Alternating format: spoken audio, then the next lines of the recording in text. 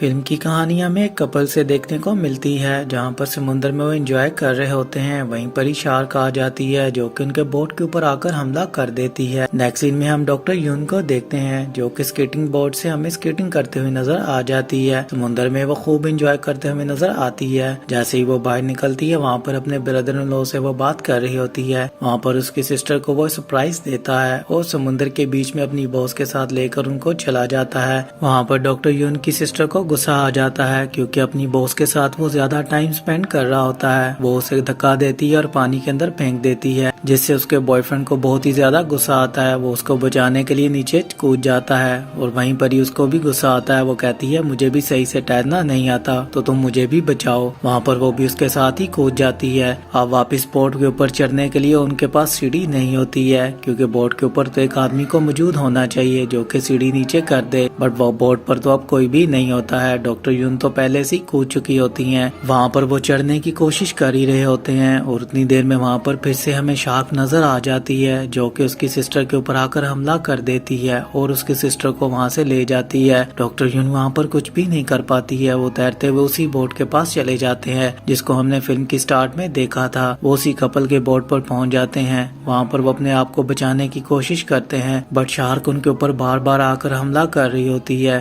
Doctor यून जो होती है उसको मारने की कोशिश करती हैं बट शार्क बहुत ही ज्यादा चालाक होती है। वो उनको वहाँ पर बार बार मारने की कोशिश करती है। काफी टाइम गुजर जाता है। अब रात होने को हो जाती है। अब डॉक्टर यून को पता होता है कि उसे क्या करना है। वो नीचे की तरफ जाती है और बोट की रस्सी को काटने की कोशिश करती है जिसके साथ वेट लटक रहा होता है। अब वो वेट को वहाँ पर खत्म करती है, फिर से ऊपर की तरफ चली जाती है। फिर से शार्क उनके ऊपर हमला करना शुरू कर देती है। बस थोड़ी देर के लिए शार्क जो होती है वो थक जाती है। अब डॉक्टर यून जो होती है हाथों के साथ अपनी बोट को चलाने की कोशिश करती हैं बट वहाँ पर वो नहीं पहुँच पाती हैं। बहुत ही ज्यादा थकने की वजह से उसका ब्रदर इन लॉ बोलता है कि मैं वहाँ पर जाऊंगा, तुम लोग यहीं पर ही रुको। वहाँ पर उसकी बॉस उसे रोकने की कोशिश करती है बट वो उसको धक्का देता है और वहीं पर ही वो नीचे फिर से गिर जाती है। वहाँ पर फिर से शार्क आ जाती है जिसको बचाने के लिए डॉक्टर यून भी कूद जाती है और दूसरी तरफ डॉक्टर यून का ब्रदर इन लॉ बोट की तरफ तैर कर जा रहा होता है। किसी तरह वो बोट तक पहुँच जाता है। डॉक्टर यून वहाँ पर उसको देख रही होती है बट उसका पाँव स्लिप होता वापिस नीचे गिर जाता है। वहीं पर ही उसको शार्क आकर खा जाती है। अब उनके पास कोई ऑप्शन नहीं बचता है। बचती हैं तो डॉक्टर यून और उसके साथ उसकी जो साथी होती है। अब उसको कुछ भी समझ में नहीं आ रहा होता। रात हो जाती है, बहुत ही ज्यादा ठंड पड़ जाती है। शार्क उनके आगे पीछे घूम रही होती है। अब वो शार्क के ऊपर हमला करती है जिससे शार्क को वो काफी ज्यादा जख्मी कर देती है। शार्क बहुत ही ज्यादा गुस्से में आ जाती है। वो उनके ऊपर फिर से हमला करती है जिससे उनकी बोट को वो बहुत ही ज्यादा डैमेज कर देती है। अब वो बोट से बाहर गिर जाती हैं जहाँ से वो तैरते हुए अपनी बोट की तरफ भागती हैं बट अपनी बोट तक वो नहीं पहुँच पाती हैं और शार्क वहाँ पर एक दूसरी लड़की को खा जाता है। दूसरी तरफ डॉक्टर यून किसी तरह फिर से हमें एक लाइफ बोट पर पहुँचते हुए नजर आ जाती हैं जहाँ पर सिग्नल लाइफ बोट होती है। अब वो सिग्नल लाइफ बोट के ऊपर चढ़ जाती है। वहाँ पर शार्क उससे फिर से लड़ने की कोशिश करती है। डॉक्टर यून उसे मारने की कोशिश करती है। अब डॉक्टर यून एक बॉक्स निकालती है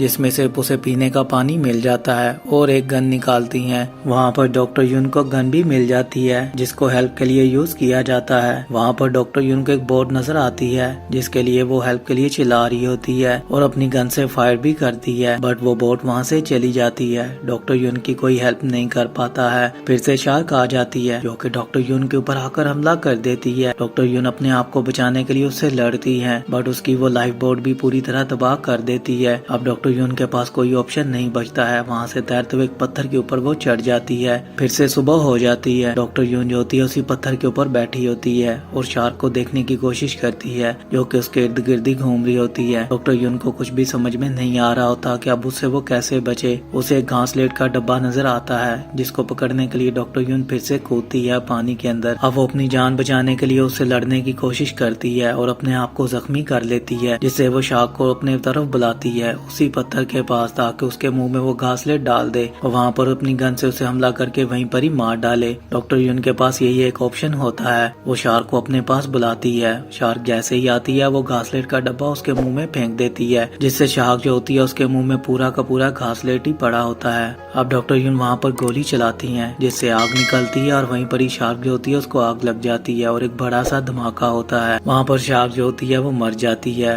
और डॉक्टर यून जो होती है अपनी किसी तरह बोट पर पहुँच जाती है। वहीं पर ही हमें एक बड़ी सी शार्क फिर से नजर आ जाती है। यहाँ पर हमें पता चलता है कि इस फिल्म की कहानी अभी तक खत्म नहीं हुई है। फिल्म का नाम है रेड वाटर। अगर आपने नहीं देखी तो जल्दी से जाकर देख लें। मिलता हूँ आपसे नेक्स्ट वीडियो में। अपना ख्याल रखिएगा, मेरे चैनल को सब्सक्राइब कर लें।